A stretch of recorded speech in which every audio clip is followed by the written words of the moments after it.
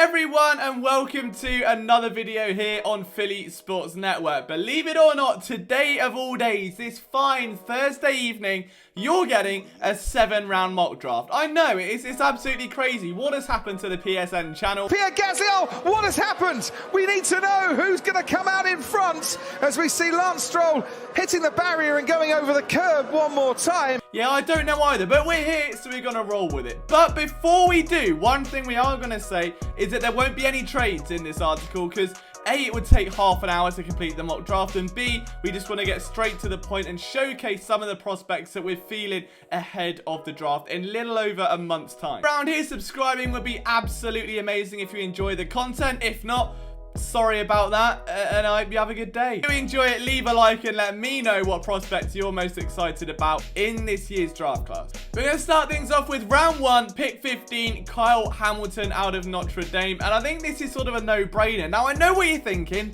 Liam, there is no way Hamilton is available at this point in the first round, and you're probably right, but on my draft simulation, he was, so I'll argue with them, all right? Look, don't shoot the messenger. I think any GM in their right mind would take Hamilton in a heartbeat if he somehow tumbled to 15. It was like any kind of stability over the top right now. Whilst bringing Anthony Harris back serves a purpose, there's no long-term vision there. Marcus Epps is still all right, and Kayvon Wallace hasn't taken the step that many were hoping he would in 2021. Hamilton is a tremendous downhill tackler. He's someone that I think would play very closely to that old Malcolm Jenkins role. Now, in this defense, probably not going to get too much of that. But he is versatile enough to play over the top with some incredible route recognition, tremendous athleticism, and he's just a delight to watch. He's a homing missile around that secondary, which, ironically enough, is how Jim Schwartz once described Jenkins. Round 1, pick 16, Tyler Linderbaum. I think the Eagles need to shore up the center position. Jason Kelce won't be here forever, and I think it's likely that this year is his last year because of the contract he's just signed and the way that that return was so celebrated in the way that he is coming back for one more year kind of hints that that might be the last time we have that sort of celebration. His successor is key, and you've got two options here. You either put Landon Dickerson at center and find a guard, or give that spot to Nate Herbig, either one, or you take a shot on someone like Tyler Linderbaum, who is the closest thing I've seen to Jason Kelce since Jason Kelce. 6'3", 290 pounds. The guy's an absolute athletic freak. I think he would be a perfect fit for what the Eagles do offensively, especially in terms of the fact that they won't have to lose anything if Jason Kelce does retire, because there's only one Jason Kelce, right? Only so many centers in the league can get up to the second level the way he can and outpace running backs, but we're not going to really appreciate him until he's gone. I think Linderbaum gives you the best shot at negating that. Next up, we have got Jordan Davis, and to put it simply, the Eagles need a pass rush. I mean, they were atrocious last year. Not only that, but Fletcher Cox is probably going to move on after this year because of that weighty contract, and despite some more cap magic from Howie Roseman, his end is probably nigh. It's clear that Javon Hargrave is a future. We know we've got Milton Williams behind him as well as this insanely talented developmental option. You still need that third guy though, that co-headliner on the front pairing for now. I think Jordan Davis can be that guy. We know the Eagles love defensive linemen. We also know they love freak athletes, and Jordan Davis just so happened to run the fastest 40-yard dash of any player over 310 pounds since 2003. Round 2 now, pick 51, we're going Chad Muma. Muma,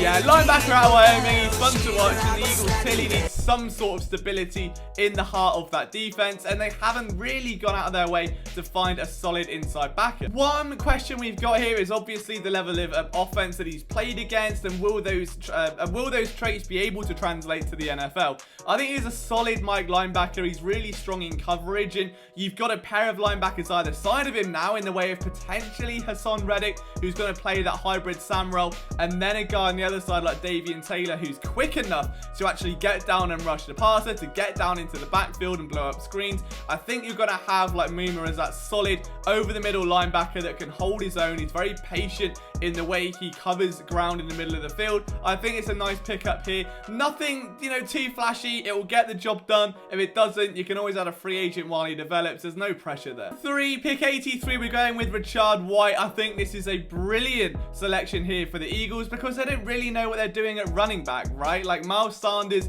I assuming is going to be playing his final season here, and we know they like that bell cow back, that sort of domineering, straightforward, hit the hole hard with everything you've got sort of guy, and this is a running back that had 1,000 yards and 15 touchdowns to his name last year alone. But he's versatile enough to be a weapon in the passing game as well. I consider him sort of like a David Montgomery type of back, which would be a great complement to Kenny Gainwell. You start building up again that mid-term running back group. The Eagles don't like paying running backs at all for whatever reason, so rookie running back comes in, 4 years, nice and cheap.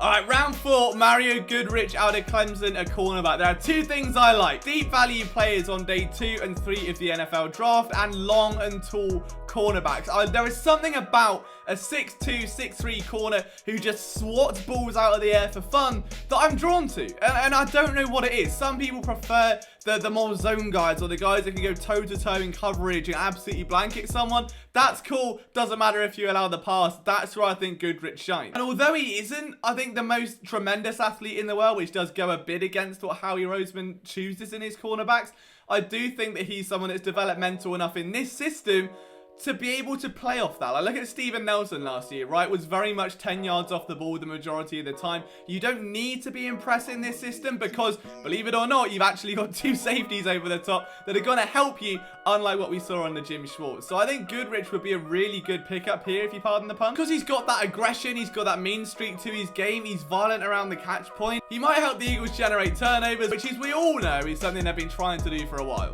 Round 5, Amir Barno, and all I'm going to say, okay, is a defensive end with a 4.36 40-yard dash. That's all sort of easy to say, isn't it? He had a 10-yard split time of 1.5 seconds. We know the Eagles, again, to keep hammering this home, love athletic freaks. They've seemed to ditch going for collegiate production now. They want these raw players that have all the athletic potential in the world and don't quite know how the pieces fit together yet, and allow their coaches to do exactly that. I think Barno is going to be a perfect example of that sort of hypothesis. He didn't blow up the stat sheet last year. He wasn't absolutely remarkable. However, you watch him off the snap, he's insanely explosive, and all he needs is a few more pass rushing moves at his disposal. You're going to have yourself a nice solid rotational lineman who's already better than Derek Barnett. You know, that doesn't take much. Round 5, pick 162, and this one is sort of correlated with the Tyler Linderbaum pick, so depending on how that goes, is obviously going to reflect this one. But Jayson Hines, the guard out of LSU. Again, he's a bit fundamentally raw, but he's very powerful. I think he can sometimes be a bit sloppy in terms of getting his pad level set. This can lead to him being a bit kind of overzealous and a bit underwards and just get knocked off his spot, essentially. Very much like Andre Dillard was, but without the fancy footwork, is how I would view Hines at this point. If you want a developmental guard, though, there is no better coach in the NFL to harness a skill set like that than Jeff Stoutland. This is someone that is a monster, that does have the requisite athleticism, lacks the technical prowess.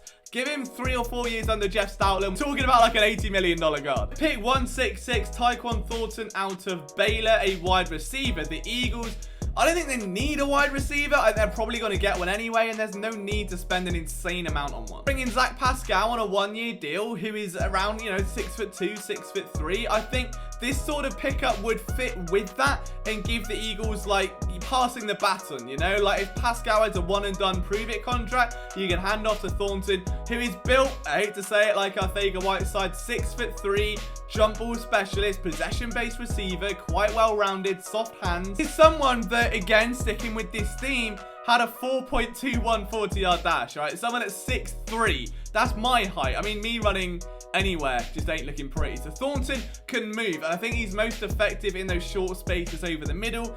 Give the Eagles a big slot receiver. Get Quez Watkins outside. You've now got someone with the build and the speed to still be efficient on those slant routes, to still be efficient on those curls and comebacks, but can also be a weapon on those deep posts as well. And I think Thornton kind of ticks that box for the Eagles. And finally, Jalen Watson, the cornerback. Throw in a project QB here. In fact, throw in whatever you want. I'm going to throw in a project corner because I'm a cornerback guy. It makes no sense, I know.